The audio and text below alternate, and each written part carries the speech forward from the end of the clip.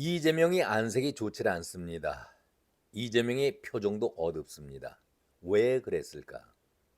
감나라 조진국 시간입니다. 지난 주말이죠. 광주에서 보수단체인 세이브 코리아가 집회를 연 것, 그것도 우리의 텃밭인 광주에서, 넘나 볼 수 없는 민주성지 광주에서 다른 것도 아니라 탄핵 반대 집회를 열겠다. 그리고 그 자리에서 대통령의 석방을 요구하는 집회를 갖겠다. 도저히 받아들일 수도 없고 용서할 수도 없는 그런 집회다. 대단히 강하게 반대를 보였었습니다. 이재명이 시작부터 이런 소리를 들었을 때 얼마나 소가리를 했겠습니까?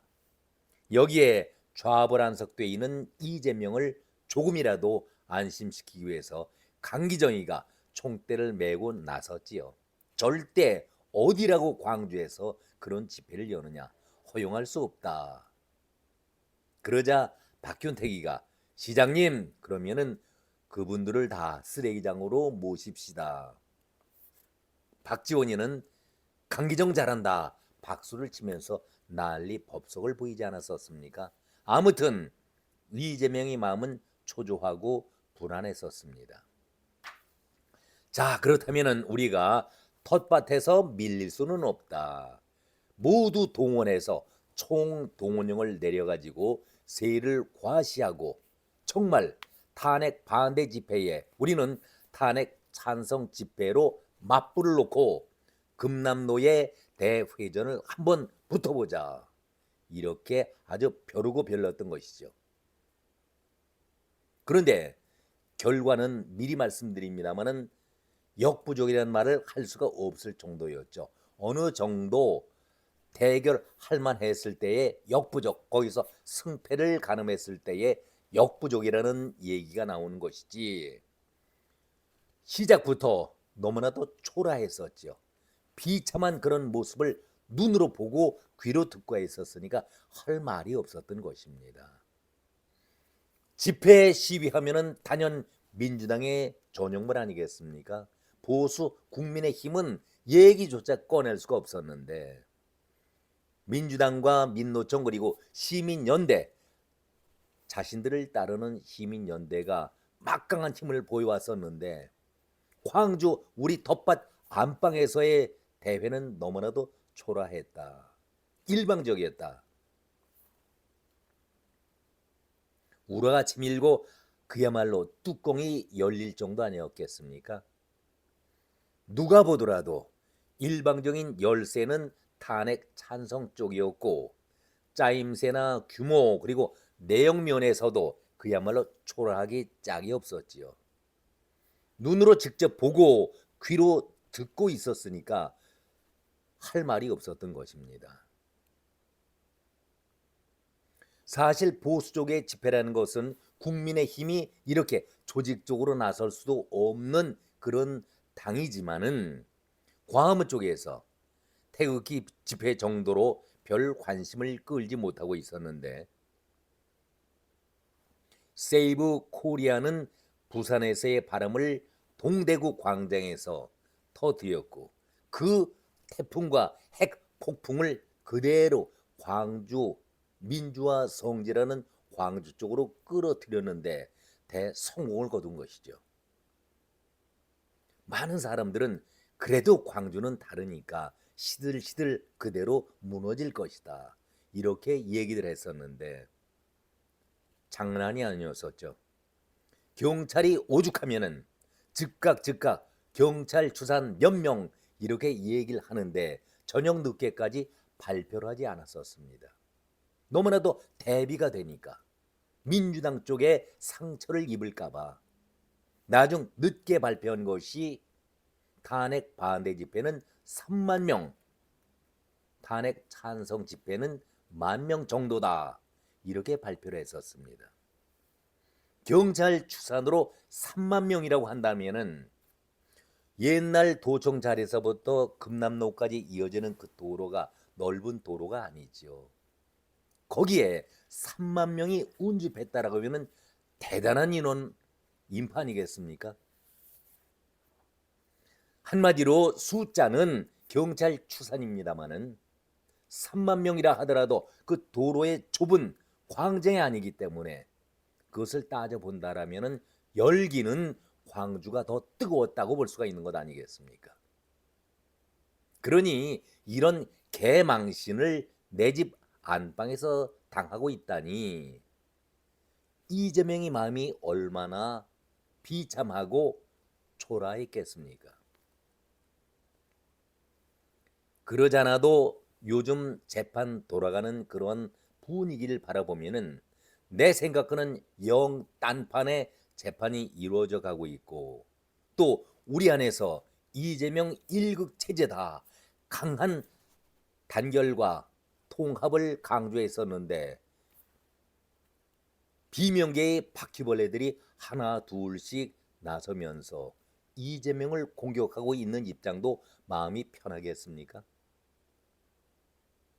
그런데 광주에서의 그 집회 현장을 보니까 열불이 나는 것이죠. 그러니 이런 와중에 내가 말을 가려 하면서 해야 될 것인가, 인격적인 품위 있는 말을 해야 할 것인가, 이재명도 고민하지 않겠습니까? 이재명이 광주 집회를 바라보면서 정말로 이성을 잃은 한마디 외마디를 외쳤습니다. 정말 해서는 안 될 말, 이성을 잃고 마구 쏟아냈습니다.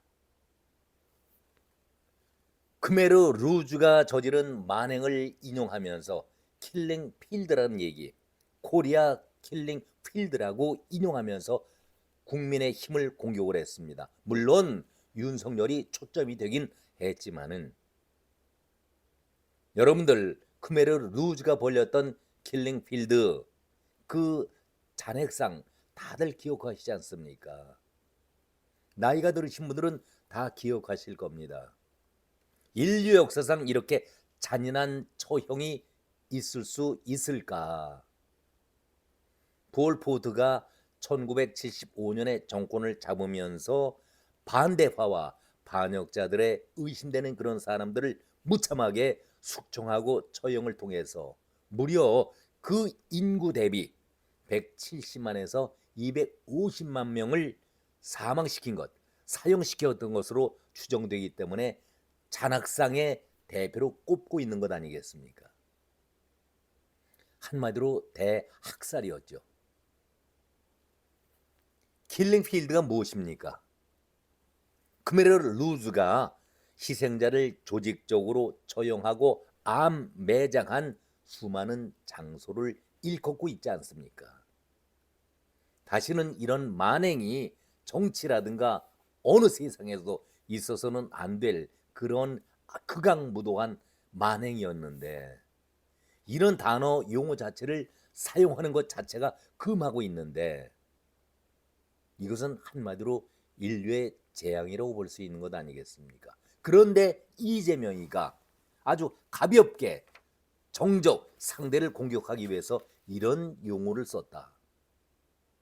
왜 이렇게 이재명은 급해야 할까요? 여당이 코리안 킬링필드를 기획해서 무서운 얘기 아닙니까? 여당이 코리안 킬링필드를 기획해서 군사 쿠데타를 일으킨 1호 당원 윤석열을 옹호한다.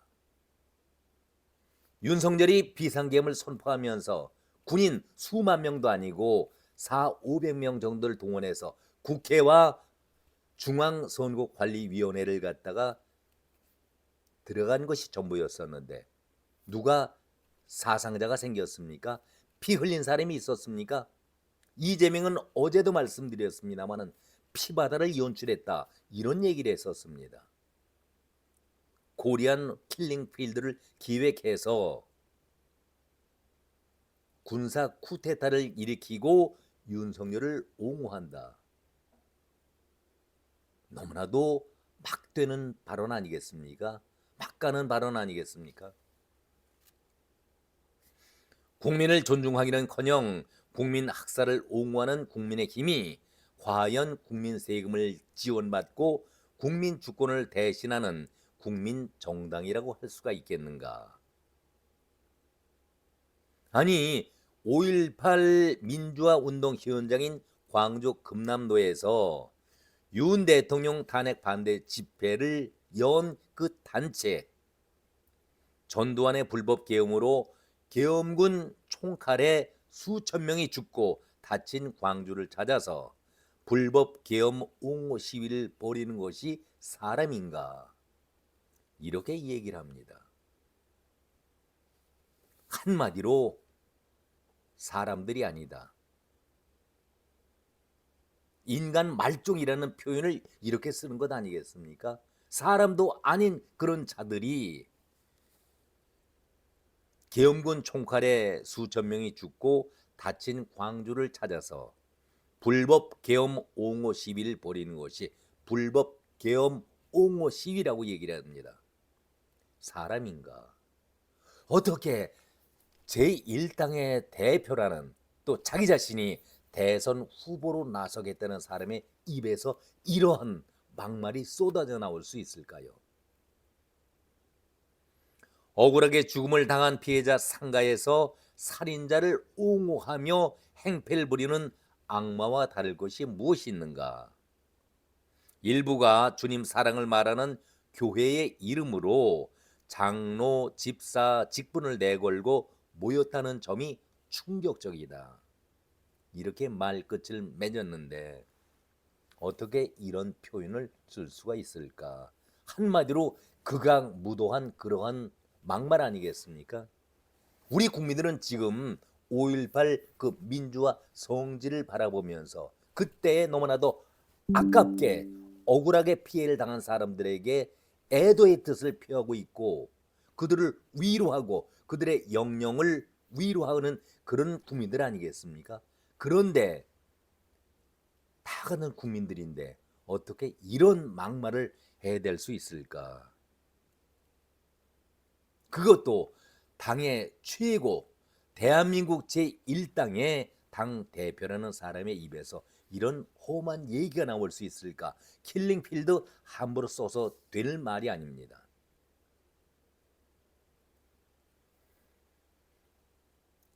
이런 모습을 바라볼 때에 이재명이 이런 잔인함, 인류 역사상 도저히 있어서는 안 될 끔찍한 그 만행을 비상계엄에 빗대면서 말을 했습니다. 놀라운 일이죠. 물론 국민의힘에서는 강하게 반발을 보였었습니다마는, 비판하는 것은 너무나도 당연한 얘기지만 지금 발언 당사자인 이재명의 정신 상태를 더 한번 점검해 보는 것이 급하지 않겠습니까?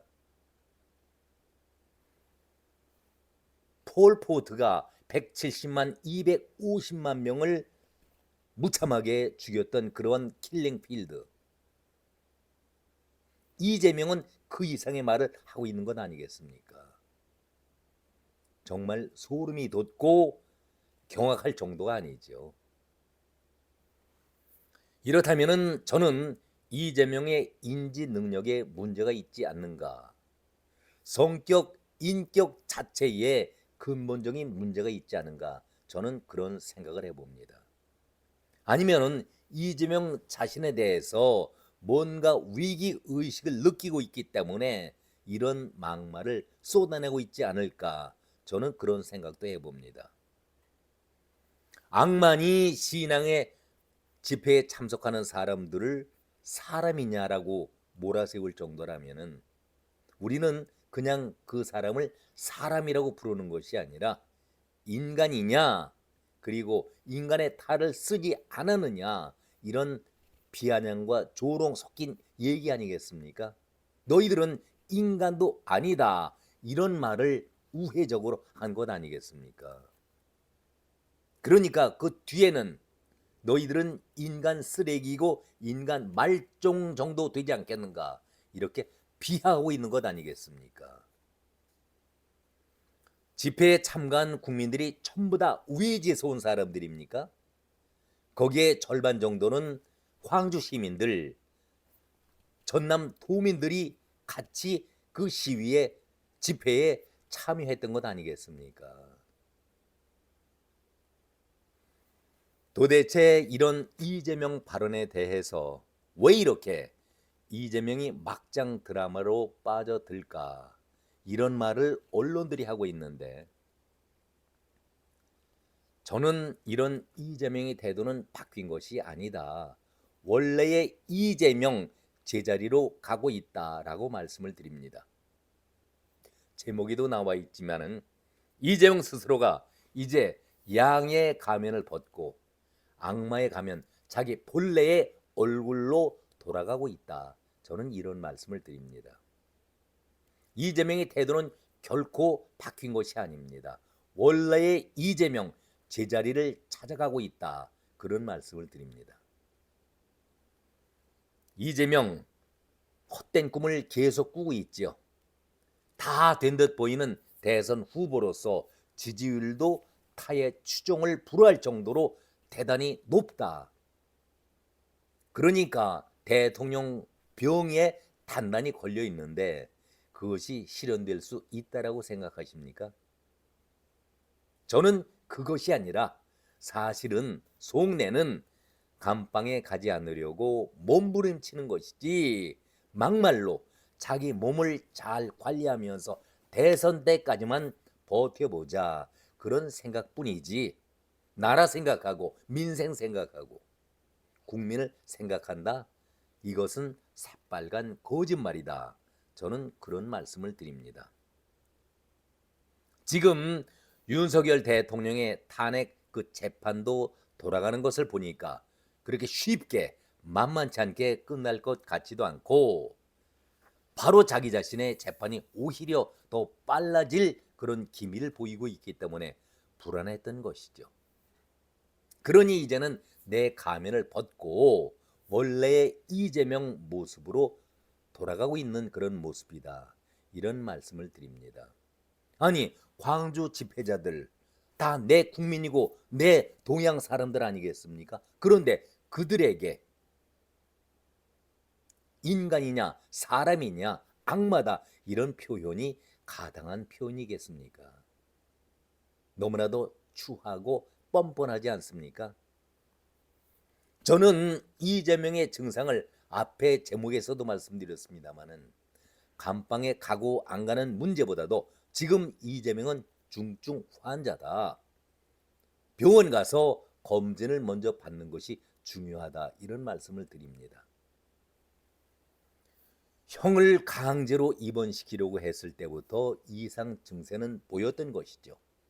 형의 이상 증세가 아니라 이재명 자신의 이상 증세였습니다. 그러니까 그것을 형수에게 쌍욕으로 풀었던 것이죠. 어쩔 수 없이 윤석열과의 대선판에서 그리고 지난번 작년 총선거에서 마음에도 없는 고개 숙이고 사과했던 것 아니겠습니까? 거기에 어디 진실이 담겨 있었습니까? 재벌은 남 주겠습니까? 절대 고칠 수 없는 것이 성격이라고 말하고 있는데 이재명은 늘 그런 말을 달고 살아야 합니다. 숙명이 돼버렸습니다. 내가 박근혜 대통령을 존경한다고 하니까 진짜로 존경하는 줄 알더라. 새빨간 거짓말을 내 스스로가 했다라고 인정하고 있는 것 아니겠습니까?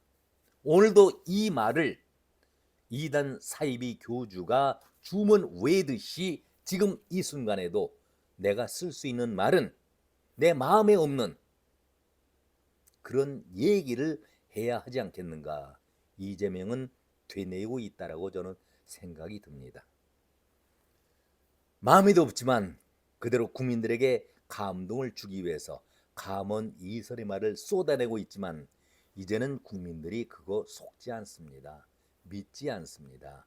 이재명 씨, 저 제목처럼 양의 가면을 벗고 감방에 가는 것도 중요하지만 병원 검진을 먼저 받아보는 것이 중요하다. 이 말씀을 전해드립니다. 오늘은 여기까지입니다. 고맙습니다.